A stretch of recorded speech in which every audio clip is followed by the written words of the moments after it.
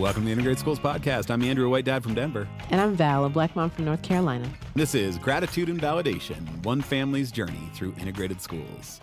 Val, we are back. It is 2025. It's going to be a big year, and there's going to be lots of decisions that we get to make as a community about how we want to stick together.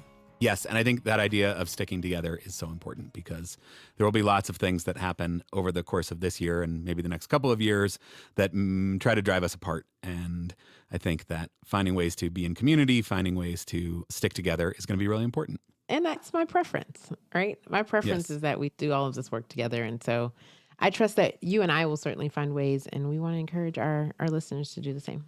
Absolutely. And so we thought, as a way to kick off this year, what better way than to elevate a voice of somebody who has been a part of the community for a long time. Listeners may remember Susan from Lancaster sent us a voice memo that we played on the last episode of season 10. Let's take a listen to what she had to say. Hey, this is Susan calling from Lancaster, PA, and I just wanted to let you know that our children are now older and in high school. I had a really amazing moment the other day where my son randomly said, "Thank you guys so much for sending me to this school district because I wouldn't want to go to any other school in this county." He's on a sports team and he goes to schools all over the county and sometimes beyond.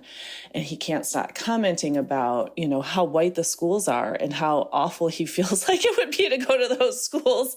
And it's just interesting now that our kids are getting older and they have thoughts and opinions about our decisions that we made for them. And then thanking us for the decision. Like, it really was such a validation. He's gone to the school district, which is still, after all these years, only 11% white. And I think that parents who are going through that decision, it might be interesting for them to hear from kids themselves now whose parents made that decision and how much it's impacted them. So we also thought it would be interesting to hear from Susan and her son, Elias, and they were willing to come on and share with us. Susan is sort of the quintessential person who connects with integrated schools, reached out, wanted to get in touch, joined a book club, I think, then eventually decided she wanted to start a chapter in Lancaster to organize other parents who are having these conversations. She wrote a blog post for our website, and now here she is being featured on a podcast episode. Yeah, I think her story just speaks to how Susan acted on the desire to find community in this space. Yeah. Right? It wasn't just about waiting for it to happen.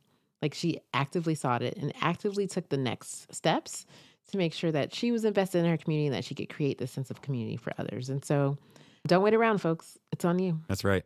We need community now more than ever. Local community, organizing, connecting locally is going to be such a big part, I think, of the next couple of years. And so I think Susan provides a great example of how you can do that. And if you are wondering where to start on that journey of finding community, of getting closer connected to integrated schools as an organization, we have a free guide. There'll be a link in the show notes, Helping Your Children Thrive Without Perpetuating School Segregation, a starting guide for socially conscious parents. We will send you a list of free resources, a link to communities, to ways to get connected to us. So if you're wondering how to get started, get connected the way that Susan did, that's a great place to start. Yeah. But as much as I love Susan, that Elias. Oh, man. I'm so excited for listeners to get to know Elias, her son. I am too. 15 years old. He's a sophomore. He's gone to integrating schools basically since kindergarten and has just such a great perspective on it, has clearly thought deeply about it. They've had lots of conversations. And yeah, I think listeners are going to really enjoy getting to hear from him. Yeah, we're so excited for this episode. We're so excited that you're joining us this year. Thank you in advance for all that you do. And we encourage you to keep doing that work out in your communities. And without further ado, Susan and Elias. All right.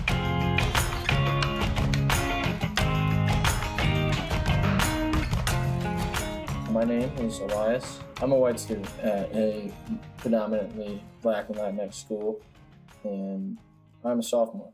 My name is Susan, and I am a white mom. We live in a town called Lancaster in central Pennsylvania, about an hour and a half west of Philadelphia. Awesome. Susan, when did you come across integrated schools? How did you find the organization, and why were you looking for us? I will never forget, we were going somewhere and I had picked up the New York Times and I was looking at the article of the New York Times Magazine. It was Nicole Hannah-Jones, and title of the article was Choosing a School for My Daughter in a Segregated City. I think that was the title of it. And I was so wrapped with the article. I took the article with us in the car, and it was just a really like life-changing moment for me. And I remember thinking like all the things she was talking about in that article, those were things I was thinking about.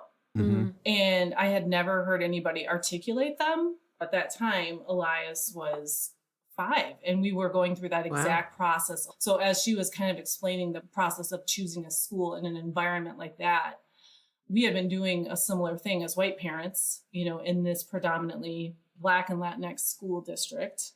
And it was just a moment where it felt like such a relief to see this written on paper and have somebody call it out and name the thing that I had been struggling with internally. But now it was like in the New York Times. So it felt really legitimate and I had words for it. And so I remember like the word integration sticking in my head.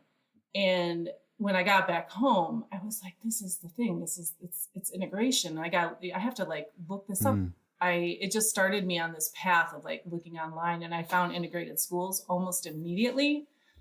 And it was like all these things started coming together at once, you know, like having a 5-year-old and thinking about the conversations that we were having at that time with parents, but feeling like something was really off with the things that we were hearing about the local school district. And then That's I, amazing. you know, just started listening to all the podcasts, and then it all came together. If you go back another step, like what in your background or your upbringing, why did it not feel right to you? Why were the messages you were getting about the school, why weren't they sitting right with you and your husband? So my background is in social work. And as a social worker, just part of our training and our studies are around, you know, breaking down systemic barriers for people that they face. Like that's a core tenet of the social work practice. And I was drawn to the social work practice for that reason. I've always been a social worker working with children and families, and mostly undocumented immigrants who were the majority of my caseload. So I developed relationships with these people and cared for them and just was in relationship with them, right? So I was already grounded, though, in that framework of looking at systems and how they oppress people. So that's kind of how I was trained, and I'm forever grateful for my profession because it did help me shape my worldview. So then we had our own child, right? And then you're in a system. Right. And then you're starting to see how those systems operate. But I think what's interesting is that I was very close to like getting pulled into the current, you know, of the narrative that we all talk about. It's kind of frightening how close we were to falling into it. And I know that we reference Nicole Hannah-Jones in her article a lot, but I think for a lot of us here in this community, she really was a light, you know, and for a lot of parents with privilege, and especially white parents with privilege, what she was writing about really like touched on something that I hadn't heard before, but as a social worker definitely resonated. And then looking at my child and saying like, how can I be a social worker with these values, with this kind of framework of the world and what we're trying to do as a profession, right? And then I have my own child, and then why would I go against that? But I have to tell you that like the narrative was so strong that even with that background, I was almost in the river. My husband and I were almost in that river, but I swear that article was like, come on out, like, come on. We got to get out of there. It's worth swimming. Yeah. 100%. You know? So, Man, that's special. Yeah. Elias, tell us about school. Tell us about your school. It's a great place. Like when I think of diversity, that's what I think of my school, right? Like there is like a sprinkling of white kids. There's a sprinkling of Asian kids, but it's mostly Latinx. It's mostly, you know, Black kids. There's refugees, right? And, you know, there's even kids from like Nepal that are in the school, right? There's like 40 languages spoken. Yeah, it's just this huge, like, just melting pot of all kinds of people and cultures. Yeah. You know, and even if you wanted to get into like LGBTQ people, right? Like there's, you know, it's just like there's everybody at my school. Yeah. And I think it's actually a phenomenon like you don't see much like in America from what I can tell. This is like something that's in this area unique to this district. And I think that's something very special. What do you think the impact of that has been on you? You know, if I were to go to a prep school that's predominantly white, you grow up with being around wealthy white people. Well, you know, I still know wealthy white people, I'm mostly around people who are not wealthy and not white, right? And so it teaches you this whole new perspective on things and how people see the world, and also what's going on in other communities. Mm-hmm. And I think that's really been like a really good experience, because it's just allowed me to see a perspective that's not just from my own. Like, it's allowed me to meet a ton of new people. That's dope. That's really cool. We had this moment not that long ago where I think back to where we were when you were little and the things that we were hearing. And all I wanted was like a crystal ball, like every parent. You just want a crystal ball to be like, show me what this is going to be like in 15 years. Like, you want to hear the stories. You want to hear how this goes, right? Because if you were believing everything you were hearing, oh my God, you know, he wouldn't even be here right now. He's going to be ruined. Right. Right. Yeah. Right. Yeah. So I just think it's an interesting spot to be in at this point in the journey, and being like, yeah, it's all right. I think you're turning out okay. So far. So, I mean, yeah, there's still time. Better So than far. okay. There's still Better than time. okay. Better than Yeah.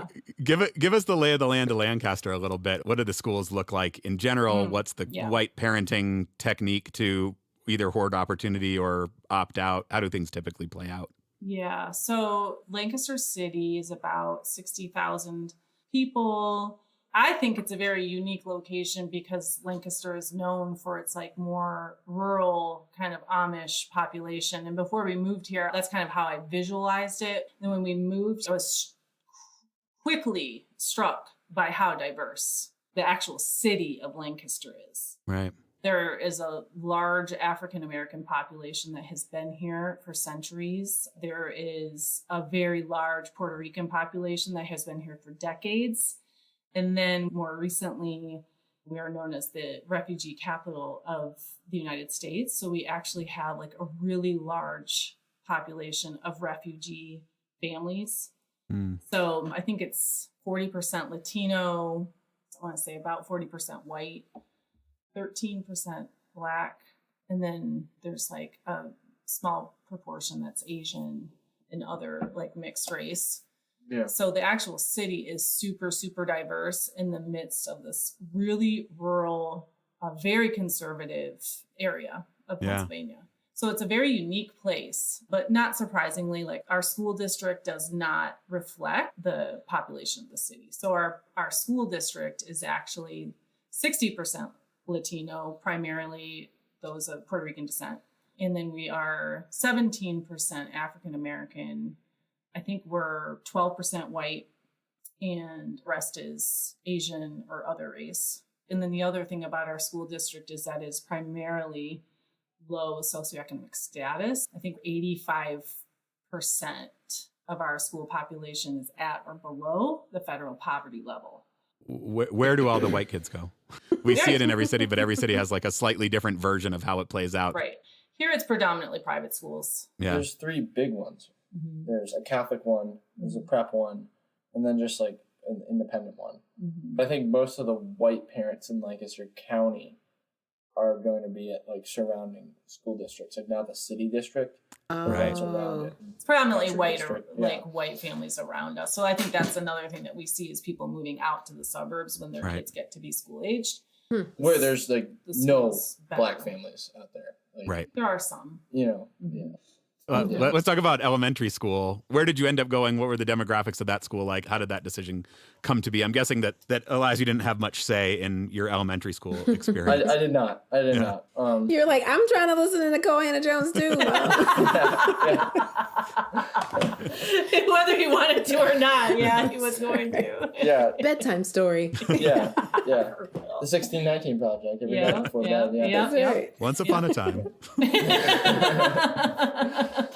Yeah. So elementary school, we were coming from a school in our city, which, like, long story short, wasn't good fit, right? It was a Montessori. It was a Montessori school. It just wasn't like good for me, you know. Like the teachers didn't like me, you know. In the end, like I don't know what I did, but you know they just didn't like me, and I frankly didn't like them. So The feeling was mutual. So yeah, That's right. It was like hippie white parents, right? Like they weren't all rich. They were just really, really hippie. So we went to this new school, and it was almost like a breath of fresh air for me, because like the teachers, they had so many kids, like they don't care if you're like pretending to be Batman and like it's too violent or whatever. Well, I still like my teachers and I still got to know them very well, right? Well, I learned, oh wow, I'm not the center of those teachers' attention all the time anymore. And that's something, important to learn, I think. Like if you go working in an office, right? Like just because you're working in a cubicle, like there's 50 other people working in a cubicle, the boss isn't going to pay attention just to you or just to one of them. Life skill, working. I like that. Right. Yeah. That's And true. so I didn't think about that one. I learned that at a very young age in the school district. I don't think you all, maybe you do, realize like just how profound like this part of the conversation is, because what you're talking about, I think, is really important for privileged parents and white parents to hear, because we have done a really good job in this country of centering white and privileged people.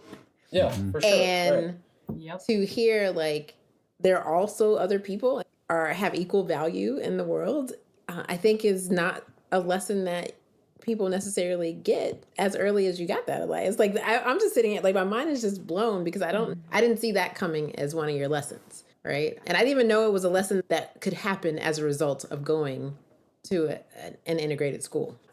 I thought more of along the lines of the value of being in a place with lots of different perspectives.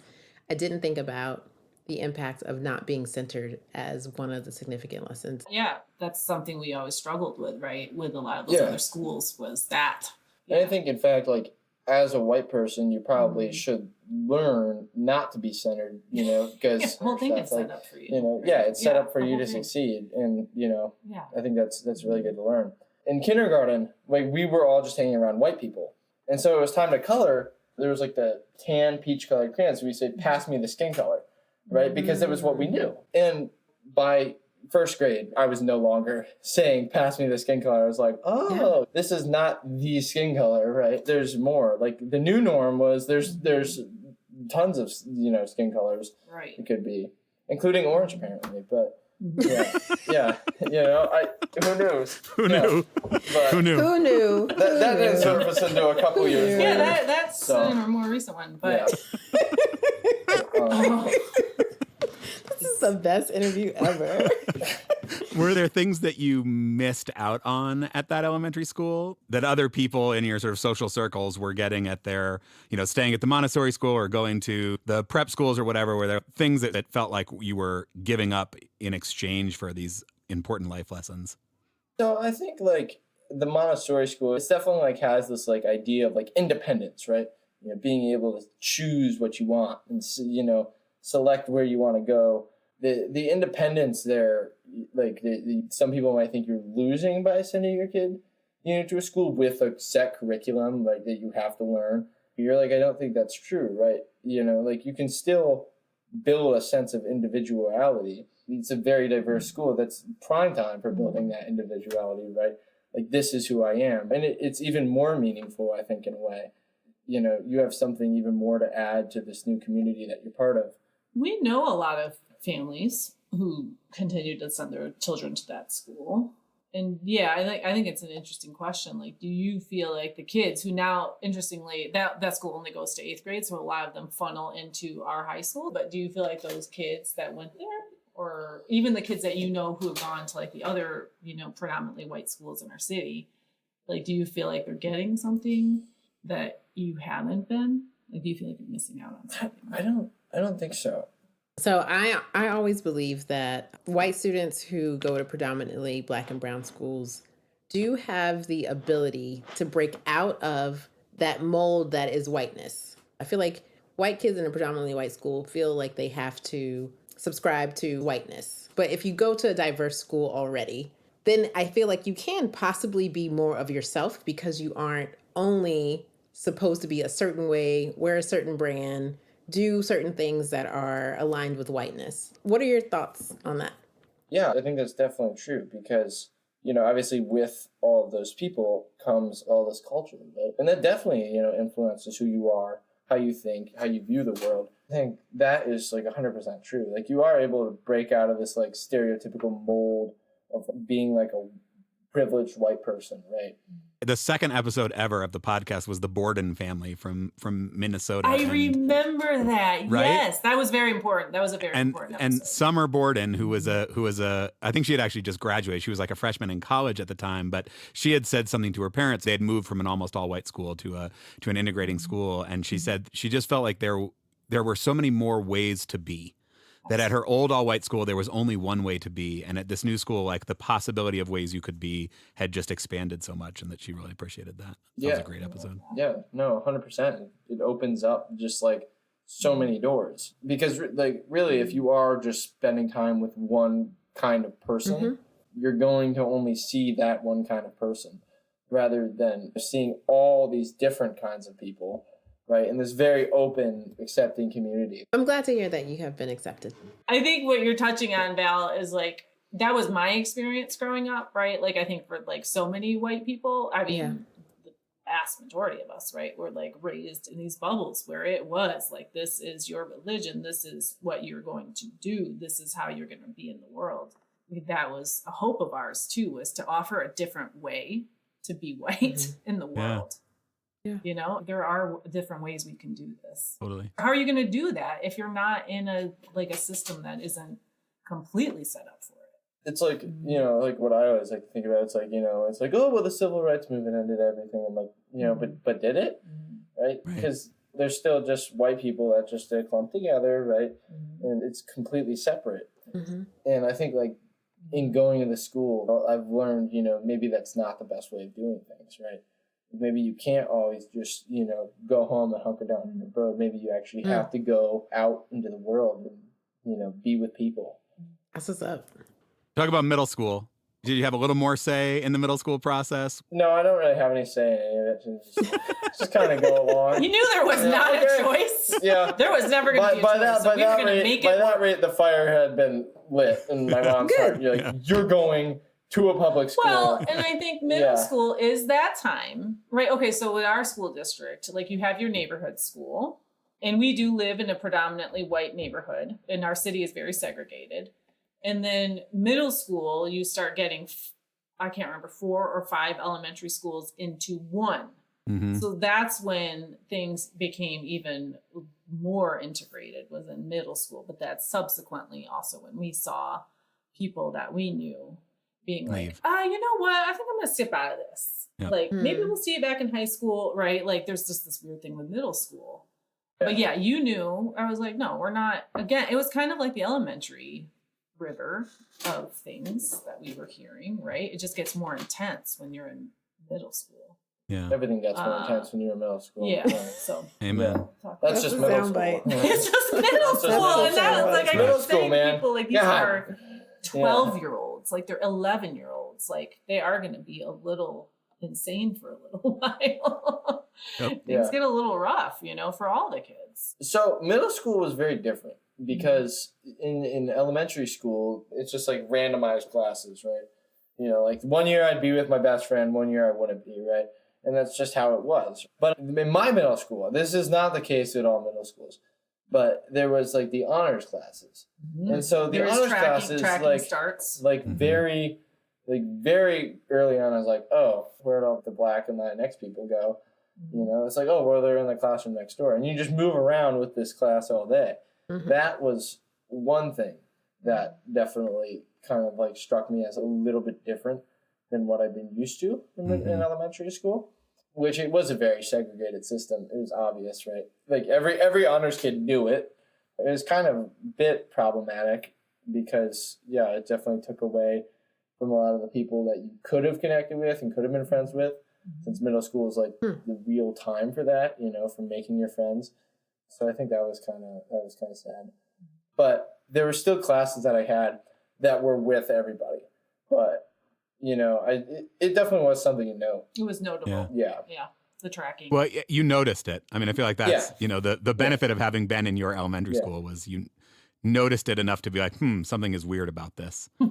Because like the system is set up to tell you that this is normal. This is the way things are supposed to be, and don't question it, right? And how about high school? That's where all of them come together. Okay. It's all of it. It's everybody. That's just back in the melting pot again. Even more so than elementary school. Like there are some classes where I'm like the only white kid in the class. And to our school district's credit, I think starting when you were in middle school, they were starting to have these conversations about how are we doing in-school segregation as well. They've gotten better at it.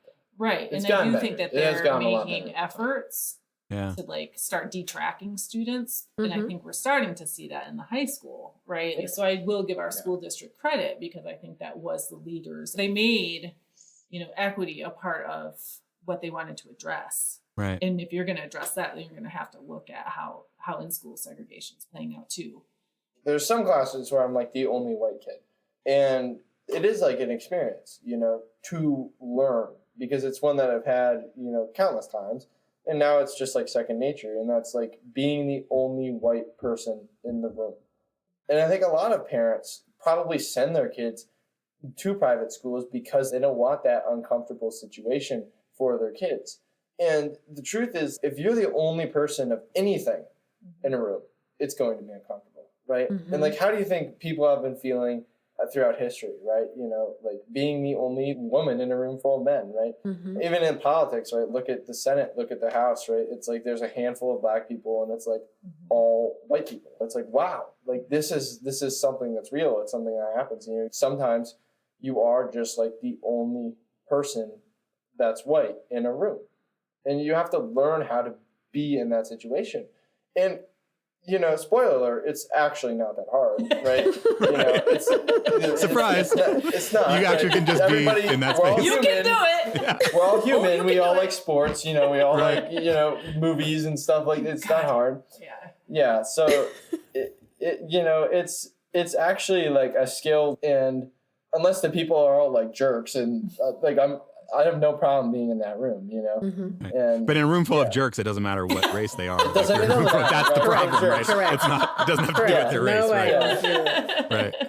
I mean, I do think there are so few white people who have that experience, and Right. and I think people are like terrified of it and think that it's got to be awful and debilitating. But like you said, it's actually you just get to be a person in a room.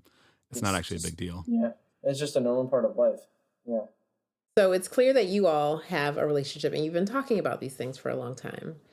Can you talk a little bit about how that started, how you maintain this open communication around these ideas? Well, How do we talk about race and difference? And I think from a young age, you guys were like, well, how does it feel? Because they didn't have this experience in their schools, right? And they're like, well, how does it feel? I'm like, what do you mean? But like school. What am I supposed to? What am I supposed to be feeling? I think that really it's just easy to talk about it with you and Dad. You have prompted those conversations, and it's just easy. Once you've learned what people can look like, what people do, how they act, you realize that humans are all pretty similar. Even if you struggle with that, you don't want to be the only white person in a room. I would say just go into the room with that attitude, these people are not different from me in what they think and what they feel, right? Mm-hmm. I can assume that they're going to be pretty reasonable, just like me. I can assume that they're probably going to have a favorite movie, favorite color, just like me, right? If you go into that perspective, that humanist perspective, you will feel infinitely less uncomfortable. Yeah. But I do think your schooling experience has allowed it. I mean, we talk about race, I feel like a lot. It comes up all the time because I think when you're living, even if the school district is so diverse and you're still living in a super segregated city. I mean, we see it all over the place. Like when we go eat at restaurants, it's crazy how even though our school district is like this, you can go out into the community and we pointed out oh my goodness, there is only white people in this restaurant, right? Yeah. And we see it a lot. And I feel like your school experience has allowed us to talk openly about race and about privilege and the way it operates in your school and outside of the school. I also think it's just the experience of being in that school for 10 years, right, is just allowed me to think pretty simply about it, right? You and Dad, I'm not saying you're doing anything wrong. No, but he does correct us on all. I'm here for it. They'll be talking about this, going on this really complicated rant about like, systemic racism, like it's actually not that complicated. It's a pretty simple concept to get down. Even if you hear what people who are actually being oppressed and like, what they have to say about it, it really is just like pretty simple. Like it's not rocket science, Right. You could write it out on paper in about 3 seconds, right? But yeah, it's such an important point. I think it makes Susan you get this opportunity to then talk about it. And so you start talking about it from the time that he's 5, and now it doesn't feel like that big a deal, and you don't feel like, okay, like now's the time, he's turning 15, it's time to have the talk about race. And now like I've got to say all the things, I've got to say it all at once, I've got to convey all these complicated messages all in one like big major conversation. But if you're having them all along the way, then like I said, Elias, it's actually not that deep, Mom. Like it's cool. I get it. But I also I get it, yeah. I think about how are white parents that aren't in this system, I don't understand how they're having that conversation. I really don't. I don't know how. Well, and if they are having that conversation, or right? even if they are, I'm Right. guessing that they're not, Right, because I can't imagine how do you even have that conversation in that context? I don't know. One of the narratives around why you can't have these conversations, and that's like the feelings of guilt and shame as a white person, specifically a straight white male. In the conversations that you've had in school or with parents, how do you navigate any of those? Do those ever come up? Is that just smoke and mirrors? So making white people feel shame in my school is kind of like a joke. It's not really like an issue, right? Sometimes I have been put in that position where it's like, you are the only white male in the room, so people are going to be like, yeah, look at this white guy. What's he doing here? And you just kind of have to roll along with it, because you shouldn't feel shame in that moment, right? And maybe you shouldn't be like proud, but I've never felt that shame in my school. Like nobody's coming at you in the public schools. It's not like they're just like waiting around the corner for a white kid and just be like, oh, look at you, like there's not like you have things to learn and a life to live that doesn't involve you. Right. Yeah. Like you're not believe, and it's again like you're not the center of their attention, right? Like they've got bigger fish to fry. Yeah. I appreciate that, because that's why states and municipalities are passing laws to not talk about some of these topics, because they don't want students to feel bad. I really appreciate your perspective. Yeah. It is a countercultural choice that you made. The reason that it felt like the draw of the river was so appealing was because you had to opt out. You had to choose to do something different. Yeah. What helped you stick with that? What helped you hold on to these sort of beliefs as you were making that choice, Susan? I think one of the things was having a supportive partner who was very much aligned with me, and, in moments of weakness would be like the person who would say, no, we're not going to jump into that river.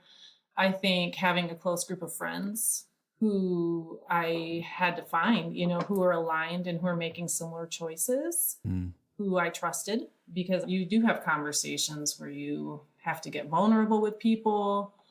I don't know. I think seeking out people who hold a similar value, who can also hold you to account, is really important. And I think I really do. I think integrated schools, and I wrote a blog about this, but on days where I would hear another super toxic smog story, just being able to go back to it, I would just pick an episode, right? And just try to get my mind back right, because it can really mess with your brain. It can really mess with how you're thinking about a thing, or you see a thing. Yeah. It's very distorted. Yeah. And when so many people around you are kind of saying the same thing, you start to feel like you're the one losing your mind. Right. So I think having a close group of friends who share a value with you, and when we're struggling, we rely on each other and we hold each other to account and say, yeah, but, right, when we start going into those narratives. And I think I really do. I credit integrated schools, because there's just not much else out there. Right. You all have been like my sanity. I think that, and my partner, and so many other parents who to this day remain with us, Right. Has your social circle changed, or did you always have a diverse group of friends? Yeah, it's definitely changed, because I do think it's natural, right, for parents to kind of hang out with the parents wherever your kids are going to school. Like that's something I've definitely seen, is we did have people who were in our social circle and then who made different choices, and then they got new friends. Right. And a lot of them are in our neighborhood, right? So we see them all the time, but it's like our relationship has completely changed. We definitely advocate for public education. We definitely advocate for our public school district, because I think maybe Courtney McKitten talks a little bit about like the toxic smog that goes around. And then there's like waves that come, like if somebody decides to leave the district, they'll kind of try to bring the whole thing down with them on the way out, and just trying to like pull it back and say like, no, actually, but our school district is actually trying to accomplish like a really extraordinary thing. It is the one place in our community where we actually come together, like for real. Right. So I don't like seeing it like maligned or anything, because I think that it's actually what it's trying to do is quite extraordinary. And when you consider what it's trying to accomplish, it deserves our full respect. Yeah. And the teachers there, I think they're like teachers everywhere. There's some good teachers. There's teachers. That's it. That's going to be everywhere. Yeah, maybe not as good. When you're teaching a group of students that has that much need, it gets challenging, Right. and we are underfunded. Of course. So there's so many things, but even when I start feeling the pull, I don't feel it as much anymore, which is really nice. But I remember when he was in grade school and middle school, it got strong. And so I think that was one of the reasons that I wanted to come on here, is to say, like, for people who are going through that, right? At that time, I just wanted to know, like, what does the future hold? What's this going to be like? Right? Yeah. And I couldn't fast forward it. Right. Yeah. Right. You just have to play it out and see. Elias, were there like social costs to you? Do you feel like there were friends from the Montessori school or something that there was some like, oh, why are you going to that school? Or that there was some social costs to you to this choice? Well, in my case, looking back on my friends in the Montessori school, they weren't very good friends. But, I was able to make friends at the new school pretty easily. You did lose some friends, though. I mean, your friends changed. They did. Yeah, because a lot of them went to different schools. Yeah. I don't think I lost much socially. I mean, again, at the age of like 5, how much can you lose socially? It's just like, oh, bye. Time for new friends. Friend. Yeah. Like, Hi, friend. Whatever you lost, like what you gained on the other side of it was so much more valuable and worthwhile and meaningful. Yeah. But do you also feel prepared to go on to a post-secondary, whether it's college or career life, going to this predominantly Black and brown high school?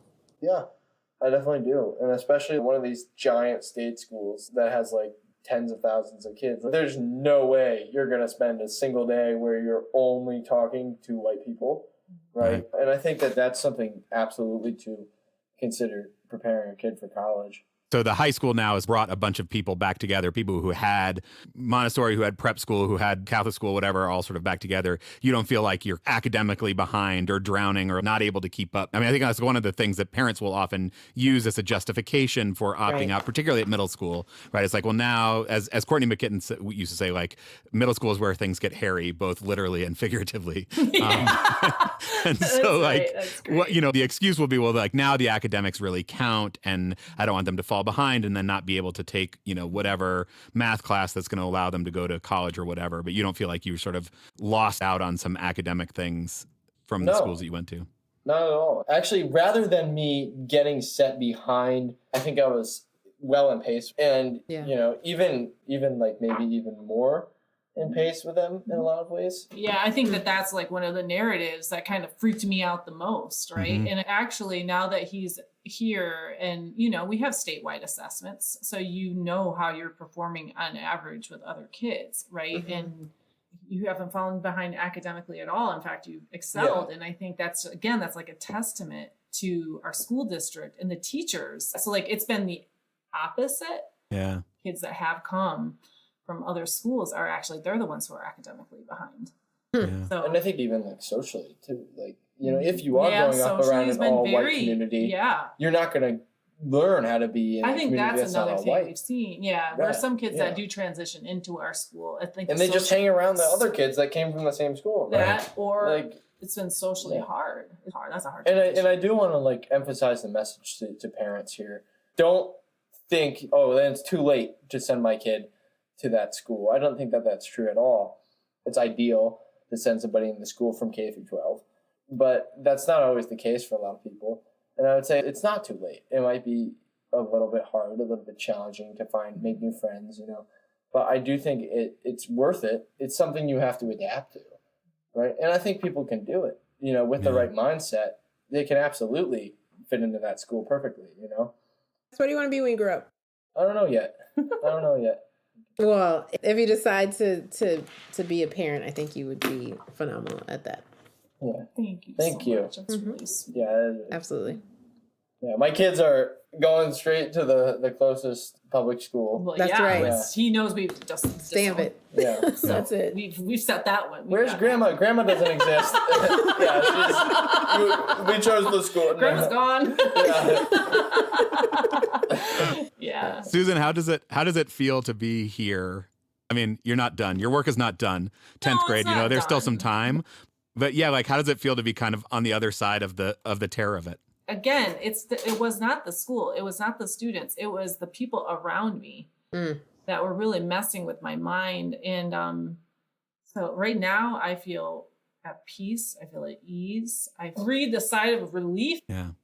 I think what I wasn't expecting tonight was to hear you tell my story and share the same things that I feel. So I just want to thank you both for naming these things so clearly that I have felt and experienced, and have also felt like, am I the only one who is feeling and noticing these things? So I really appreciate that. I thank you both. Of course. Yeah, and I appreciate this opportunity too. Yeah, I'm really grateful to you both for being willing to share, for coming on, for having stuck with it. Elias, if my kids turn out like you, I feel like I'm doing well, and that is like because you're right, Susan. Like it's terrifying. You don't actually know if any of these things that you believe deeply in are going to actually pan out. And I've got a 13-year-old, and if in a couple of years she has similar things to say, I'll feel like, okay, this was all a win. So I'm really grateful to you both. I recently read Marcus Aurelius's Meditations, and in it he writes that you should forget worrying about the past because you can't control the past. And you also really can't control the future. You can have these goals, but you can't actually control that you'll reach these goals. And I think, if you're worried about what's going to happen to your kids in the future, I think what you have to remember is that what you have is the present moment. That's what you have to work with, and that's what you have to make decisions with. Yeah, we don't have that crystal ball. Right. You have to do what you think you should be doing in the present moment. And if you have faith that the decisions you're making are right, I think that's what you have. You know? You just got now. Yeah. You just got now. And you have to take it as it comes. Beautiful. Okay.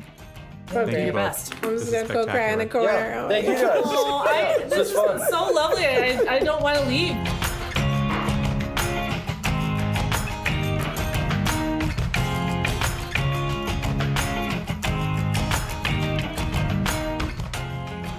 So Val, what did you think? I'm incredibly grateful for Susan and her husband and the conditions that they have created for Elias to experience something that I know deep down in my heart is valuable and worthy every single day, right? And choosing humanity over fear is something that really, really sticks with me from this particular story. The way in which throughout that conversation, Elias used like the pronoun we or our school, it demonstrated such a sense of ownership, such a sense of belonging that he felt there. It wasn't like he was visiting or doing anybody a favor, it's his community. And I think that's all I want for everyone everywhere, right? For them to be in a place where they feel like this is my community. This is ours. And there's no one telling you like you don't belong here, whether it's our country or our city, that you can come and be a part of a place and feel that sense of collective ownership, like together, like we are in this together. There's many things that I'd left that conversation just really grateful for. But that was a big one for me because it didn't feel like Elias or his parents felt like they were doing Black people any favors, right? Right. You're actually here because you want to be here and you enjoy being here and you see the value in being here. And I think that's a really important message to convey as we talk about how to show up in this space. Yeah. I mean, clearly Elias feels like he is part of that community. And the how we show up part of this work is so important, and not showing up as white saviors. There's a way in which they have approached this that feels like a good job of walking that line between, clearly Elias has gotten so much out of this, but it was not just a different form of opportunity hoarding. And clearly, Right. like, I think their community is better off, their city is better off for them participating in it, but they didn't do it just to try to make the world a better place, right? Like, they did it because they wanted to be part of the community, and I think that they provide a great example of kind of walking that line. Yeah. What feels important to emphasize over and over and over and over and over again is points where we have a sense of shared humanity. And I'm going to Yeah. go back to what Susan said about listening to Nicole Hannah-Jones and Nicole Hannah-Jones being in the midst of making that same decision Yeah. for her child. And so when you talk about walking that line or not being a white savior, what I sensed from Susan was there was a real sense of like, here's someone like me experiencing this very same thing. Although we have different experiences, live in different places, certainly have different racial backgrounds, there's this thing that I can connect to that it's clear that Nicole Hannah-Jones understands what I am feeling right now. Mm. And that was the connection point. It wasn't a situation where there was a gathering of folks to say, like, how can we save this particular Right. group without really understanding or being connected to or whatever. And so it's not lost on me that it was another mother's story that clicked for Susan. Right. It's like the other stuff gets out of the way. The Yeah. racial difference, the class difference are able to be set aside to see this shared. I am a parent who cares about the well-being of my kid and my community, and I'm grappling with this. And here is another parent who is doing the same thing. We share this, and those are the experiences that remind us that we have so much more in common than what separates us. Yeah.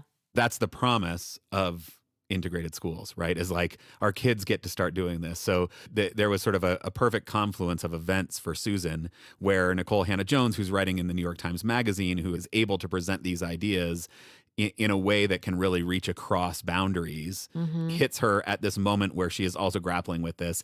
And she's got her, social work training that's got her attuned to these things in the first place. And this sort of like perfect confluence of events that triggers this kind of chain reaction.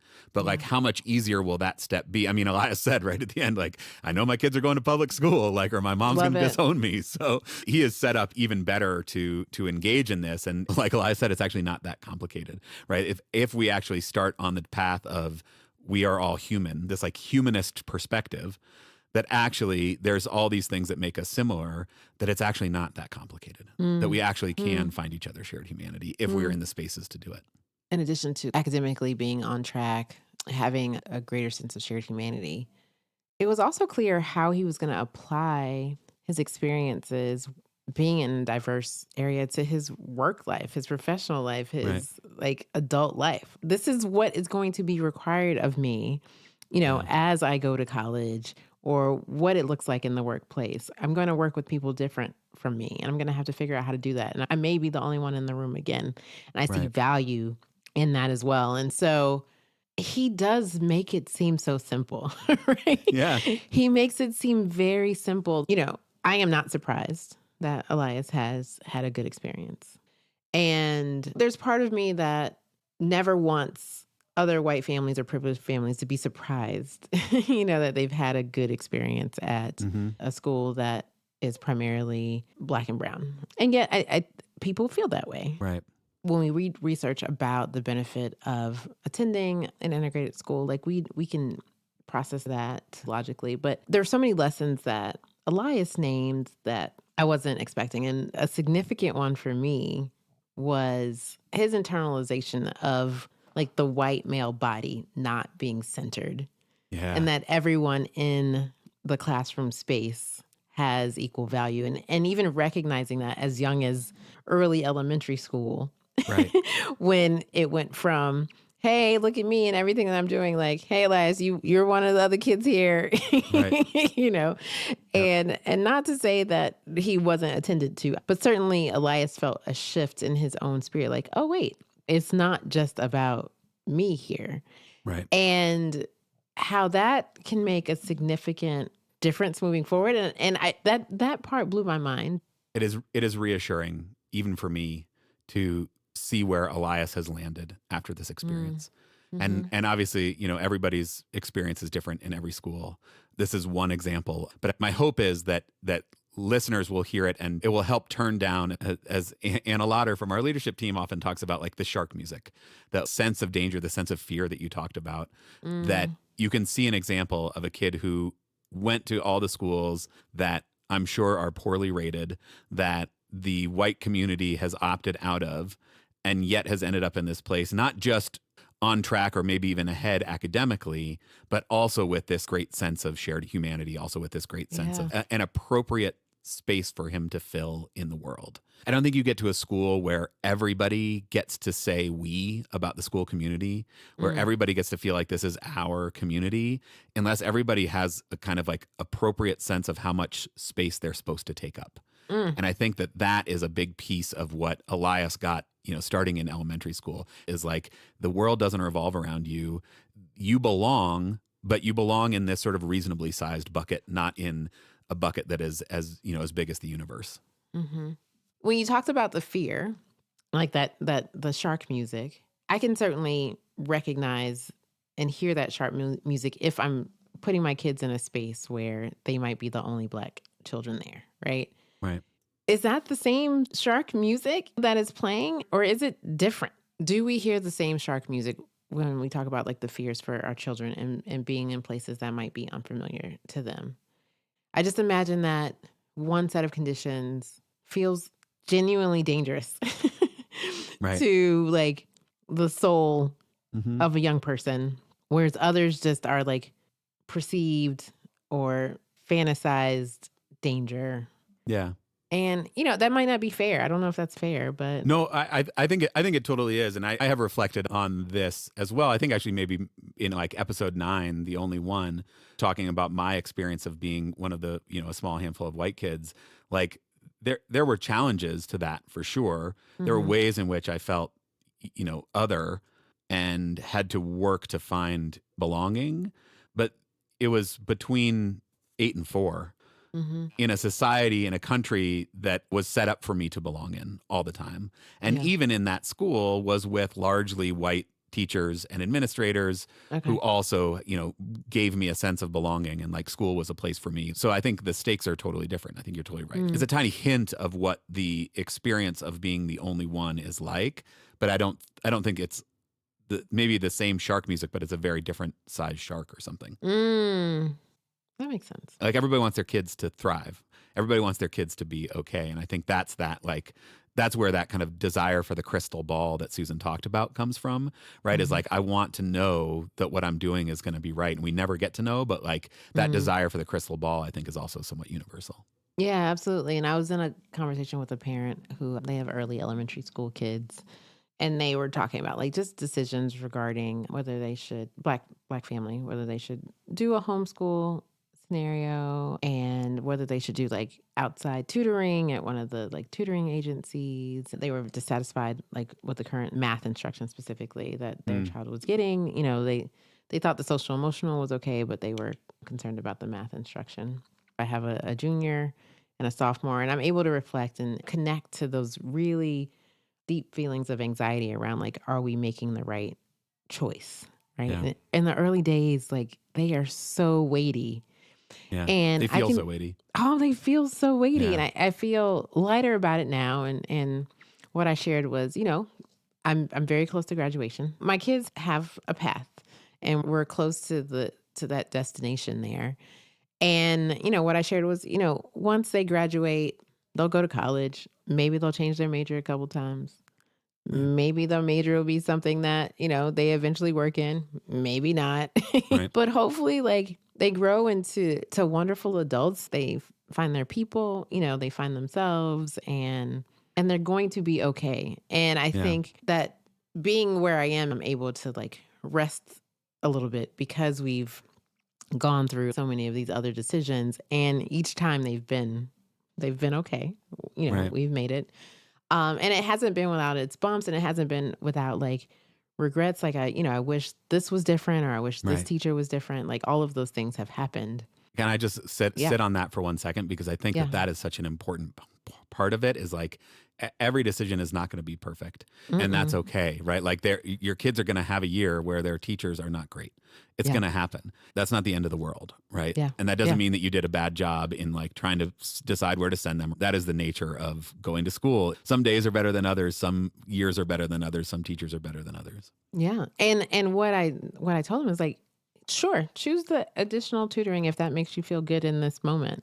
And know that you can always choose again. Like this is not a permanent choice. So I would love for you to stay in public school, but if you decide to do homeschooling, you can choose again another time, right? Like that part, I wish I heard from parents who are a little bit ahead of me. Like if this right now in this moment is what will give you peace and quiet that voice and make you feel like you're not in shark infested waters, there's other choices that you can make, and you can make, choices again and again and again. Well, I love that. I literally was having a conversation this morning with a parent who's, thinking about choices for high school for her son. And, you would like to pick a high school for your kid to go to, but really what you're picking is where are they going to start ninth grade, right? Like if they start ninth grade and 2 weeks in, it's a disaster, you go somewhere else. If they get through ninth grade and it wasn't great, you pick somewhere else for 10th grade. And I loved when Elias said, like, it's not too late, right? Like, I am so grateful that I had this experience from the time that I was in kindergarten and could recognize that there wasn't just the skin colored crayon, but actually skins come in all different colors. I'm so grateful that I had that. And if you didn't start then, it's okay. It's not too late. If you go in with the right attitude, you can make this choice at sort of any stage along your journey. I loved that. Yeah, I did too. Thank you, Susan and Elias. Really giving me hope to kick off the new year. Yes, absolutely. It is challenging times. I think, the need for community, as we said in the beginning, is strong. Susan mentioned that was kind of what helped her get through. Certainly, listeners, if you are looking for that community, you feel like you don't have it in your local context, see if there's an integrated schools chapter in your neighborhood. If not, maybe you want to start one. Maybe you just want to reach out and get connected more closely to the organization, join a book club, or get to know somebody here. We are always here looking to connect people. We have our caregiver connection program. We can connect you to another parent or caregiver who's in a similar situation. Go to the website, integratedschools.org, and just get closer to us as an organization. We are here for that. That's right. Thank you for listening. And what we want to encourage you to listen and to share what you're learning, the things that you're feeling, the conversations that you're having. So don't just make this an isolated experience. Certainly share this with someone else in your community. And then call us, because you could very well be on an upcoming episode of Integrated Schools. We want nothing more than this to be a community-based podcast where you're not just hearing our voices, but you're hearing your voices as well. Absolutely. Speakpipe.com/integrated schools, or go to our website, integratedschools.org, click on the Leave Us a Voicemail button. We would love to hear from you. Or just shoot us an email, podcast@integratedschools.org, and tell us your story. It doesn't have to be fully fleshed out. You've got some idea kicking around, some conversation you just had. We want to hear about it. My hope is that people found a lot that resonated with them in Susan's story. She is one mother, Elias is one son in Lancaster, Pennsylvania, and yet there's so much from her story that I certainly resonated with, so much from Elias's story that seemed familiar and useful and valuable to me. And maybe you don't see that in your own story right now, but reach out. We'd love to talk about it, because we think there is so much universality in these stories that happen all around the country. Yes. We encourage you to think about integrated schools as part of your giving efforts this year. So you can do that in 3 ways. You can simply go to our website and click the donate button. We take denominations of 1,000, 10,000, 100,000. Whatever they come in. You can also join our Patreon, where you'll get bonus content. And then we have a new feature, Integrated Schools Plus. If you're listening on Apple Podcasts, there's an opportunity to get some additional content there with a small donation. Yes, your support means the world to us, helps us keep the podcast going.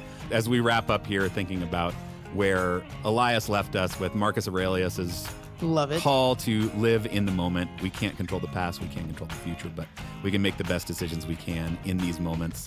Certainly, it was the right decision to have Susan and Elias come on the podcast. Really grateful to them for doing it, and always feels like the right decision in the moment to be in conversation with you, Val. So Oh, you're gonna make me cry. I'm grateful to be in this with you as I try to know better and do better. Until next time.